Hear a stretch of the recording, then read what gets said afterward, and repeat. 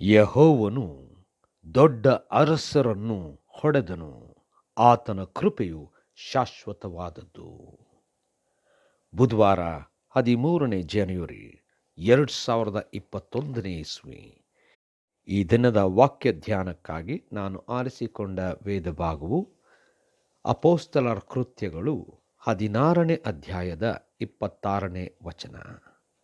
ಅಕಸ್ಮಾತ್ತಾಗಿ ಮಹಾಭೂಕಂಪ ಉಂಟಾಯಿತು, ಸೆರೆಮನೆಯ ಅಸ್ಥಿವಾರಗಳು ಕದಲಿದವು, ಅದೇ ಕ್ಷಣದಲ್ಲಿ ಕದಗಳೆಲ್ಲ ತೆರೆದವು, ಎಲ್ಲರ ಬೇಡಿಗಳು ಕಳಚಿಬಿದ್ದವು ಎಂಬುವಂಥದ್ದೇ.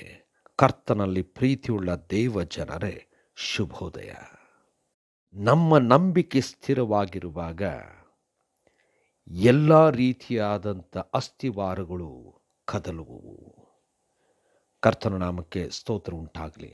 ಕರ್ತನಲ್ಲಿ ಪ್ರಿಯರೇ, ಈ ದಿನದ ವಾಕ್ಯ ಧ್ಯಾನದ ಶೀರ್ಷಿಕೆ ಅಸ್ಥಿವಾರಗಳು ಕದಲುವು.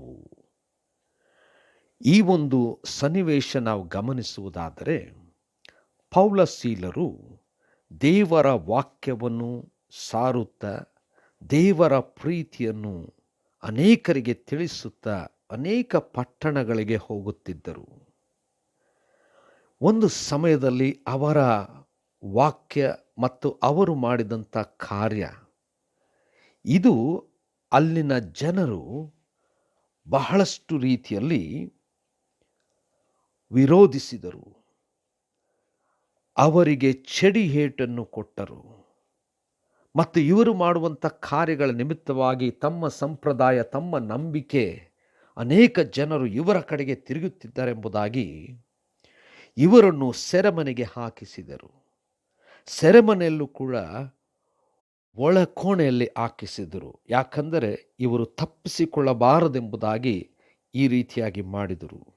ಆದರೆ ಪೌಲ ಸೀಲರು ಇಂಥ ಪರಿಸ್ಥಿತಿಯಲ್ಲಿ, ಅಂದರೆ ಚಡಿಯೇಟನ್ನು ತಿಂದು ಕೂಡ ಸೆರೆಮನೆಯಲ್ಲಿ ಹಾಕಿಸಲ್ಪಟ್ಟಾಗಲೂ ಇವರು ಸಂತೋಷದಿಂದ ದೇವರಿಗೆ ಸ್ತೋತ್ರ ಗೀತೆಯನ್ನು ಹಾಡುತ್ತಿದ್ದರು. ಅವರ ನಂಬಿಕೆ ದೇವರ ಮೇಲೆ ಎಷ್ಟು ಅಪಾರವಾಗಿತ್ತು ಎಂಬುದಾಗಿ ಇದರಲ್ಲಿ ನಾವು ನೋಡ್ತೇವೆ. ಆ ಕ್ಷಣದಲ್ಲಿ ಭೂಕಂಪವಾಗಿ ಸೆರೆಮನೆಯ ಅಸ್ಥಿವಾರವು ಕದಲಿದವು ಎಂಬುದಾಗಿ ದೇವರ ವಾಕ್ಯದಲ್ಲಿ ಬರೆಯಲ್ಪಟ್ಟಿದೆ. ಕರ್ತನಲ್ಲಿ ಪ್ರಿಯರೇ, ದೇವರನ್ನು ಆತುಕೊಂಡಂಥ, ದೇವರ ಕಾರ್ಯದಲ್ಲಿ ನಿರತರಾಗಿರುವಂಥ, ದೇವರಿಗೋಸ್ಕರವಾಗಿ ಶ್ರಮ ಪಡುವಂಥ, ಕಷ್ಟವನ್ನು ಎದುರಿಸುವಂಥ, ಸಮಸ್ಯೆಗಳಿಗೆ ಒಳಗಾದಂಥ ಈ ದೇವ ಸೇವಕರುಗಳು ಸಂತೋಷದಿಂದ, ನಂಬಿಕೆಯಿಂದ ದೇವರ ಹಾಡನ್ನು ಹಾಡುವಾಗ ಅವರ ನಂಬಿಕೆ ಸ್ಥಿರವಾದದ್ದರಿಂದ ಅಲ್ಲಿನ, ಅಂದರೆ ಸೆರೆಮನೆಯ ಅಸ್ಥಿವಾರವು ಕದಲಿದವು ಎಂಬುದಾಗಿ ನಾವು ನೋಡ್ತೇವೆ. ಕರ್ತನಲ್ಲಿ ಪ್ರಿಯರೇ, ಸೆರೆಮನೆಯ ಅಸ್ಥಿವಾರವು ಕದಲಿದವು.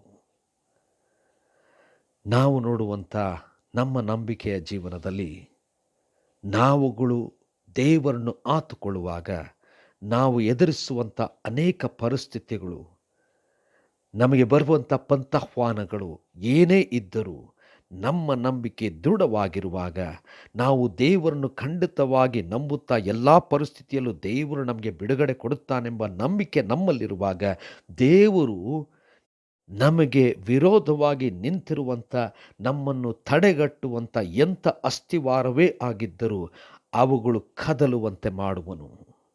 ಕರ್ತನಲ್ಲಿ ಪ್ರಿಯರೇ, ಯಾವಾಗಲೂ ದೇವರನ್ನು ನಂಬೋಣ. ದೇವರು ತಾನೇ ನಮ್ಮನ್ನು ಕಾಪಾಡುತ್ತಾ, ಮುನ್ನಡೆಸುತ್ತಾ, ಬಲಪಡಿಸುವಂಥವನಾಗಿದ್ದಾನೆ.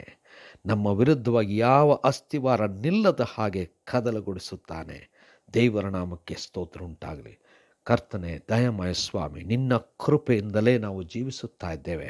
ನಮ್ಮ ನಂಬಿಕೆಯನ್ನು ಬಲಪಡಿಸು, ಸ್ಥಿರಪಡಿಸು. ಯೇಸುವಿನ ನಾಮದಲ್ಲಿ ಪ್ರಾರ್ಥನೆ ದೀನತೆಯಿಂದ ಬೇಡಿದೆವು ತಂದೆಯೇ, ಆಮೆನ್.